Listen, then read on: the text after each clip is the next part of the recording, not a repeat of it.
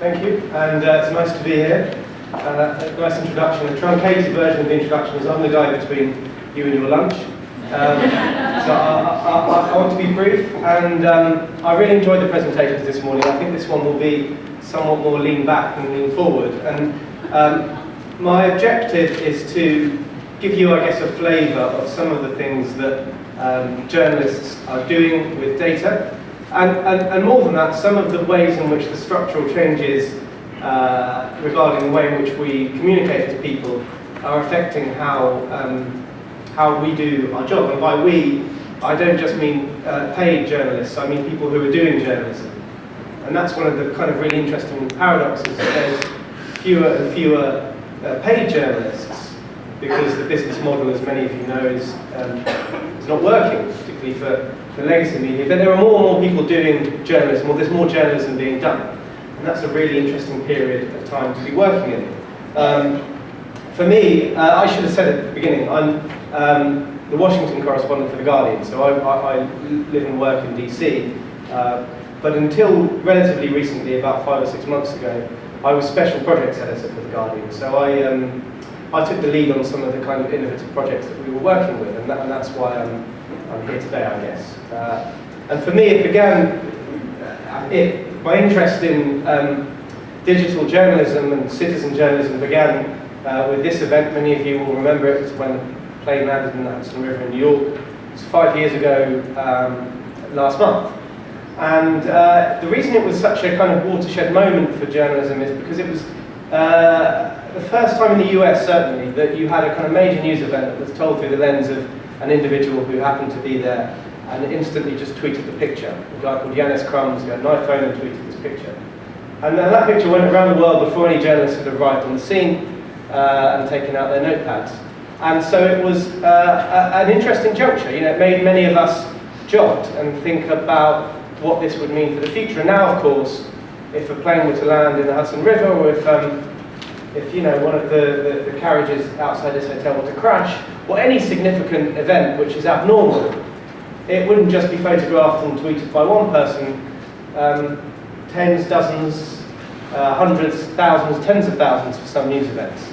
So you have a kind of kaleidoscopic picture, a digital imprint. Data lives on the internet that tells stories, and that's a potential source of interpreting the world, if you're a journalist, if that makes sense. So anyway, briefly about the Guardian newspaper.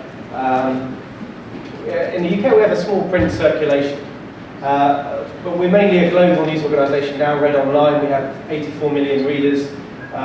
It puts us, I think, we're the third most read newspaper after the New York Times. The most read is the Daily Mail newspaper online. There are 100 million readers. But most of our users actually now are based in the United States. This is why me and other journalists are coming out here. And we're best known in the United States for this guy. And I thought it would be remiss to come to a data conference and not give some space to Edward Snowden, if anything, to just make us all think about the kind of cultural change that his revelations and the ensuing debate has had around this. I mean, we've not discussed privacy much this morning, but you know, being in DC, I've been stunned to be kind of up front and watch the debate about data, and people, I think, out in the world realizing how much of a kind of well, actually tied together, the thing that made Snowden's revelations most fascinating was that it is the realization, I think, for many people, that the data that they presume to be private unless they wanted it to be otherwise isn't. Anyway, so that's an aside.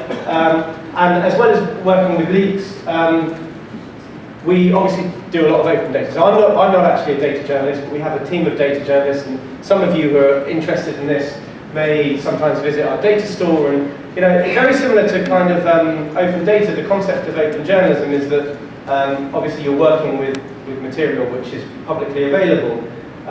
But beyond that, I think it's somewhat different in that obviously we share the source material, but what we're keen to do, and what I want to talk to you about in terms of that structural change, is no longer think of our readers as simply the consumers of the news, but they're also potentially co-producers. So very often they can do things better than us. So 50% of the visualizations and interactives that we would showcase on this website would not be produced by journalists, but they would be produced by people who 5 or 6 years ago may have been considered readers. They have an expertise, they do interesting stuff with data, and will showcase it. And here's one example. I mean, this is a static picture, but it's actually a fascinating visualization which shows the size of different websites and obviously kind of visualizes them in a planetary system. And if you zoom in a bit, you can find The Guardian, and zoom in a bit further, you'll find a smaller website.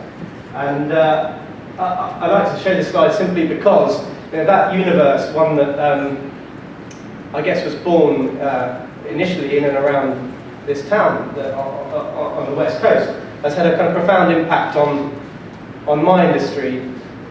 The business model for journalism lasted a few centuries. It was incredibly durable and it was profitable. Newspaper proprietors and editors owned a means of producing news. No one else had those tools, so we got to set the agenda. So if we didn't say it, people wouldn't know it happened. And that worked very well, and it's a form of communication that we're still familiar with.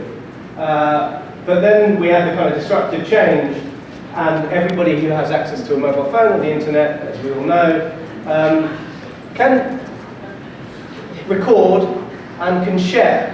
And we can have a debate about the extent to which that will constitute journalism. But much of what people do when they encounter news stories is journalism, or is journalistic at least. They're filtering, they're trying to make sense of the world around them, and they're computing that information, they're sharing it with friends, and often beyond that. We no longer have a monopoly, and we have to accept that lots of other people, either by virtue of the fact they're in the right place at the right time, or they have a particular expertise, may be able to interpret a story better than we can as journalists. So the question then becomes, how do you harness that capacity? And I think the thing that differentiates The Guardian from other news organisations is that we have been keen from the outset to adapt and to think about ways in which we can use, in collaboration with both readers and other experts, the expertise that others bring to the table. So I'm going to talk to you about one example, and the reason, I could give you different examples. I thought it would be interesting to talk about the riots in England in 2011. And it's for a couple of reasons. One is because there's a lot of talk of riots in the news at the moment, Ukraine and Venezuela and other places. But also, it was a project that we worked on that in both the live reporting and subsequently an attempt to understand what had happened. Data and digital technology played a really instrumental role. And so I thought I'd talk you through this as one example, and then a few questions, and talk about whether what I was saying made any sense. But for those of you, I know there are people in the audience here from the UK, but there will be others who are not, and in the UK you may need a recap. But the riots in England were really quite an astounding social event. Estimates vary, but around 30,000 people taking part in an outbreak of disorder that we hadn't seen in 2 or 3 decades, probably since the early 1980s. So, it's sometimes very extreme violence. 5 people died, lots of injuries, attacks on police, systematic looting. And what made it so staggering is it happened extremely quickly, over 4 nights, 4 days.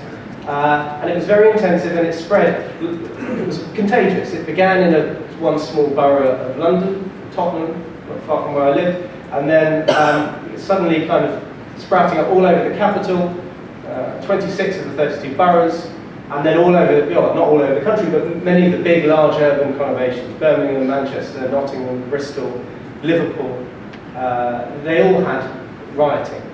And it was staggering because we're not used to seeing this in a country like the UK. We're used to seeing it happening in other countries on the news. And it really was shocking. People didn't understand why. And that's the thing I'm going to come to in a second. But when the event was happening, since that first picture, the plane in the Hudson River, I've been experimenting a lot with using Twitter as a reporting tool.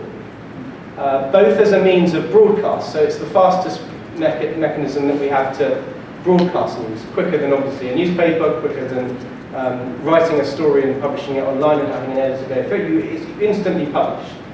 You ping this piece of information out into the public sphere, and then it follows. It gets, you know, as you know, it gets passed down the chain. But what's really interesting about this is, well, two things. One is that it's a two-way form of communication. So actually, you're having a conversation rather than just telling people what the news is, presenting it to them as a fact. The news is constantly changing, and you know, you put a piece of information out to the public domain, and then you might be corrected. And then you might find out as much as you are informing people.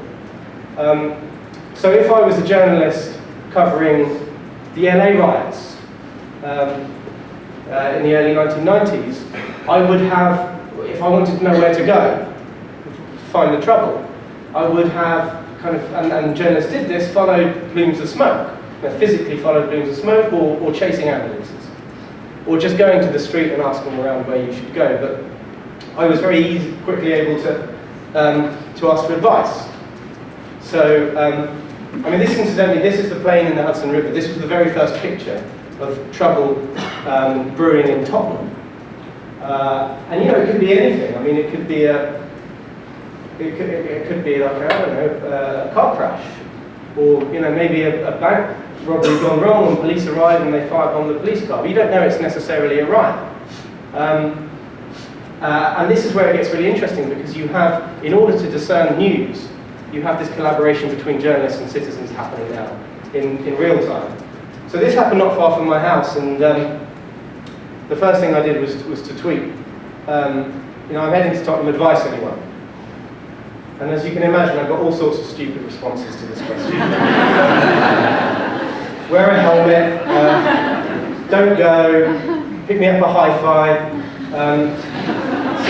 So anyway, I needed to ask a better question. And where exactly is the riot in Tottenham happening? Street name? And this was a better question, because I learned as the days went by that you need to ask very specific questions, and it's a bit like asking a question of a search database.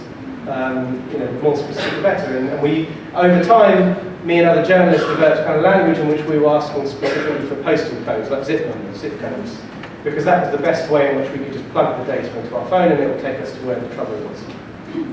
And this was the first of, I don't know, probably around 1,000, 1,500 tweets that I sent over the course of 4 days, and many of them were conversational, and I was getting more back than I was giving. So over 4 days I got around 35,000 new followers who were co-collaborators. They would tell me where to go when I was making mistakes. If they could see I was near their house, they would offer me a cup of tea or somewhere to recharge my phone. But it was, you know, it was a symbiotic relationship. You know, I told people what I saw, and they helped me in the process of reporting. And then, you know, all of what we're doing leaves a digital imprint. That's when it gets really interesting, because you think, you know, this conversation is living online, and that's a form of data. And in a second, I'll speak about how we might be able to use that. But the next day, you know, I'll be writing a piece reconstructing the Tottenham riot, and you will have, you know, you will have seen these journalistic pieces where you have like a 2,000-word feature on, you know, what happened the night before. And I've been up all night, you know, this riot, and was tired. And if I wanted to write to know the precise time the BBC pulled out its journalists, it's going to take me a while. I could phone up the BBC press office and ask them what time to pull out the journalists, and they would think I'm writing a negative story about the BBC, and you know, their press office may take a few hours to get back to me. And it's just a small detail in an article. So it's a lot of effort for not much reward. But if I were to just, as I did, just tweet that question, I could see instantly that people were trying to find out the answer on my behalf. And they were doing some quite clever things. So they were looking up the Flickr accounts of BBC TV producers, and looking at those and looking at the timestamps, and then basically working out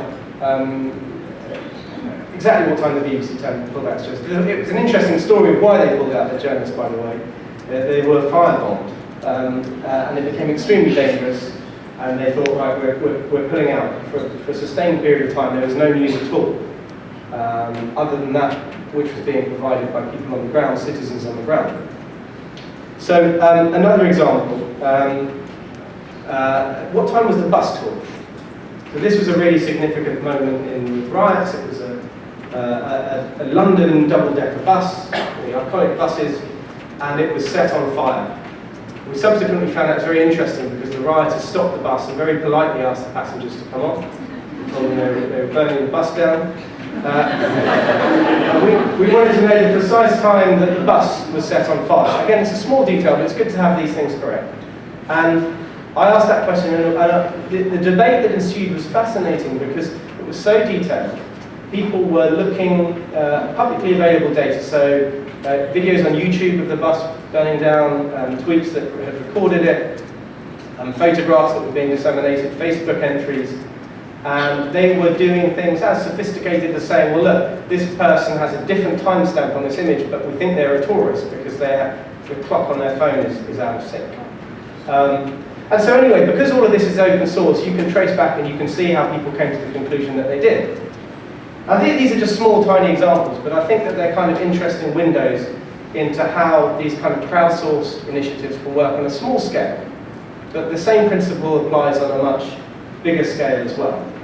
And if you took all of the tweets of the riots, and there were millions of them, it was the most tweeted event in history when it happened, you realise that actually you've got this kind of real-time feed of everything that's happening across the country.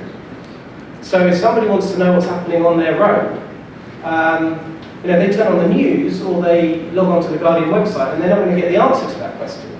But if they search the name of the road in Twitter, they will instantly get a feed, a rolling feed, almost like wire agency Reuters updates from individual citizens who are telling them and showing them what is happening on their street. So that's kind of where we got to for the second part of this presentation, which is thinking about that repository of data that we and other people have left online and how we might use it. Because the second part of the presentation, and I think maybe perhaps more interesting to those of you who work in universities, was when we came subsequent to the riots to ask ourselves the question, why did they happen? Because journalists are better at explaining what happens than why. I think that's quite normal. We're comfortable with explaining what, but why is more tricky, it's more contentious. And the riots began, we know the spark was the death of this man, a guy called Mark Duggan, who was shot dead by police.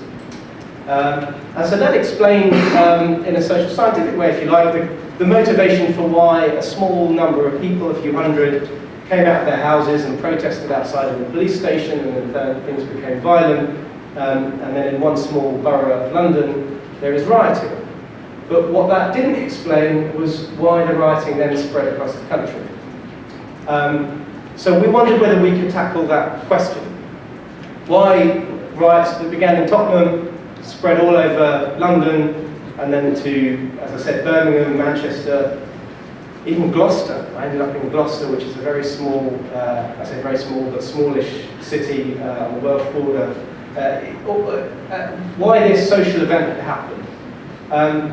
So the difficult thing for this, as a social scientist or as a journalist, is there's no obvious data set that will provide you with an answer. So you can kind of speculate, and there are plenty of people who are speculating, but how do you do kind of an empirical study on what, why the riots had spread, the kind of causes and consequences?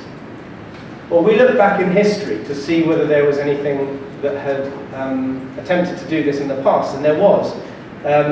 In the aftermath of the Detroit riots in 1969, which were the bloodiest riots in modern US history, a group of journalists had teamed up with a group of academics, and they had conducted a piece of social science research. They hired a bunch of black teachers. It was during the school vacation here in August, and they sent them out into the community to basically hoover as much data as they possibly could about the types of people who were involved in the rioting and also those who were not involved in the rioting, and to compare the two. And it turned into a Pulitzer-winning piece of journalism and a pretty interesting piece of social research as well. And it was influential for policymakers. So we looked at this study, and I got in touch with the journalist who ran it is still around, a guy called Professor Phil Mayer, and asked him about whether this kind of project would be something that we could do too at the Guardian. So we did it. We teamed up with the London School of Economics, University, and we got some money from a couple of foundations, and we hired 35 researchers and worked with academics, journalists, various researchers. And the main thrust of this project was sending people out into the communities that had rioted and interviewing them, and gleaning both quantitative and qualitative data. You guys will be more interested in the quantitative, but actually the qualitative data told us a lot more about what was happening and why. And there were a few kind of interesting incidental data projects along the side. So here's an example. This was manual, but we went to each court to get the data of people who'd been arrested and their addresses, so we could try to work out the journeys from their home to the places in which they rioted. And you can see there's very difficult this is London, geographical patterns in different cities. So in London, people rioted in the suburbs, and in pretty much every other city, most of the rioting and the arrests took place in the city centres, and people converging from the suburbs into the city centres. So you could do like journeys to riots. This was Liverpool. But so there was a few kind of interesting things we did on the side. But the main project and the qualitative analysis concluded. I'm going to do something that journalists do all the time here, which is a really complex, nuanced study. I'm going to simplify. But basically, one of the main significant causes of the riots, and this happened in every community, a major motivator for people's involvement was a mutual distrust and antipathy between certain sectors of the community and police. And much of that revolved around stop and search or stop and frisk, as it's known here. So that was the kind of, if any of you had previously heard about the study, you would have associated it with that, because it was a controversial finding. The riots were partly caused by this frustration with police among some of these communities. So that was the headline thing, but I think some of the most interesting stuff from the perspective of data that we did was incidental. It was a look at Twitter, and this is where I said before, how can we exploit that repository of data that we and other people have left online, people who are live tweeting their experiences of the riots. And the backstory to this is that one of the assumptions among policymakers from the Prime Minister downwards was that riots had partly been caused by Twitter, that rioters were using social media to organise. So we wanted to test this theory. And we had some connections here in the company in Twitter, and we asked them to give us a data set of all of the riot-related tweets that they could provide us with. And they agreed for the purposes of this study, and they gave us 2.4 million tweets, riot-related tweets. So the most obvious thing, the first thing we had to do was look, is it the case that does this data set tell us anything about whether or not Twitter was involved in the riots, so people were using this social media platform to organise? And the answer we came to very quickly was no. It was an appalling way to organise a riot. No one would go to their town hall and pin up a notice board and say, let's meet at this place at this time. It's publicly available data. These people don't want to be subsequently found out by the police. So actually Twitter wasn't being used by rioters. But that was a quick conclusion we came to. That's great. But then we had this data set, and we thought, well, can we explore this further? We've done some basic analysis. We teamed up some different academics from different universities who had a specialism in social media analysis. Can we do something beyond that that would be interesting? And the thing that we did was look at rumours and how rumours spread through the internet. And let me give you an example. This is a picture of the London Eye on fire. Big icon in London next to the Thames, on fire in the midst of the riots. Except it wasn't on fire. So this is a fabrication. And we're kind of interested in this and other rumours, things which are false and how they spread. And this is how it happens. See, someone just tweeted this picture, and I think the person who tweeted this picture is probably the same person who fabricated this picture. So they say, oh my God, this can't be happening at the London Eye. And it isn't happening at the London Eye, but this can't be happening at the London Eye. All the right hashtags, someone with just 18 followers. And this became a huge news story. And it was reported on for a time later corrected by major news organisations. The London Eye was on fire, and they linked to the TwitPic. And then this gets interesting. I'm showing you a very small number of tweets here. This is a guy called Andy Carvin, who used to work at National Public Radio here in the US. And he tweets, "Can anyone in London confirm the status of the London Eye? People debating whether these pics are fake." And that's the journalistic intervention. So not saying whether or not the London Eye is on fire, but asking whether or not it's on fire. And you know, some journalism professors would take issue with this. You know, it's not shouting fire in a crowded theatre, but it's shouting, you know, "I smell smoke." Could there be smoke in a crowded theatre? It has a similar effect. But anyway, so perpetuating the rumour inadvertently. But then the people who puncture the rumour. So someone says the London Eye is not flammable. This isn't someone who's there, they're just applying logic. It must be a hoax. Paint burns much, etc. So but this happened again and again and again. We took all of these different rumours, and there were many rumours at the time of the riots, time when there was lots of stuff happening, people were very scared, and it's difficult to report.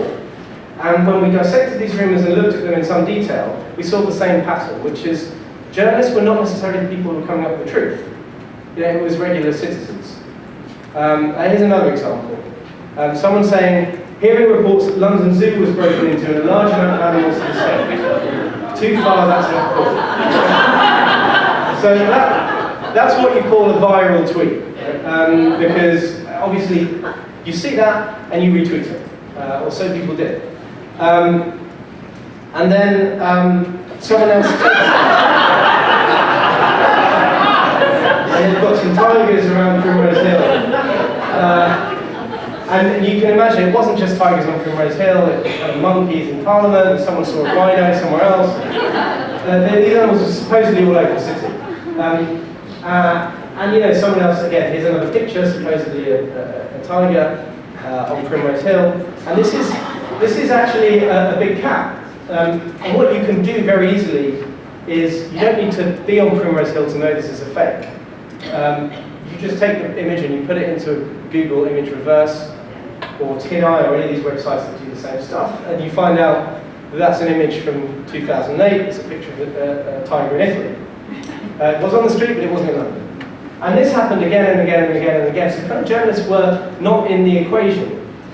You know, you have this kind of landscape of news, rumour initially, and then it's proved to be wrong, and then people will eventually, you know, organically find themselves arriving at the truth, but without journalists part of that picture. And it was this data project.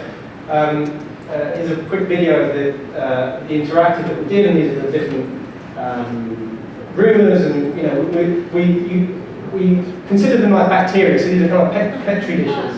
And we basically show green is people who are disproving the rumour, red is people who are perpetuating the rumour, and a lot of time and effort went into each of these. But that was the kind of conclusion we came to. And I think it's kind of interesting from a number of levels, but more than anything else, it just says something about how different journalism is nowadays. And I guess this is where I'll finish, that you know, this idea that the tools of doing journalism are no longer the monopoly of journalists, that anybody can do it, has opened up this world in which we are all collaborating in interesting ways, and I guess that mirrors what's happening in the sphere of open data. So I'll finish on that and see if you have any questions.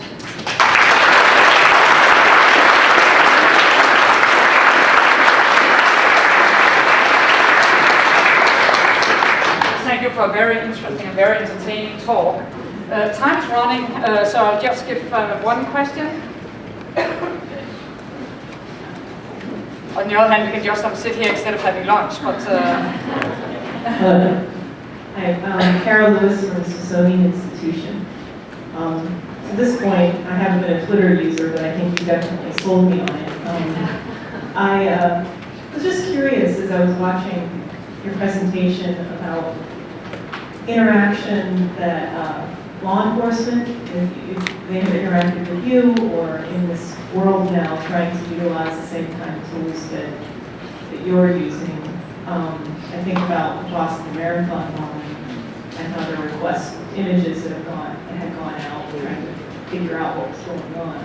I was wondering if you could talk about that. Yeah, that's a very interesting point, because I mean, I didn't want to do this. I could have talked to you for hours about the riots themselves. I find it a really fascinating subject. But we interviewed about 250 rioters themselves, so people who were themselves involved in the looting and violence, etc. And around 150 police officers. They're ranging from the people on the front line behind the shields to those in the command centre. And one of the most fascinating things that we found out, just because they told us, was that those in the command centre, this was the kind of moment of realisation for them, because they were constantly one step behind. They didn't have the tools that journalists and other people were using. They were completely oblivious to their existence even.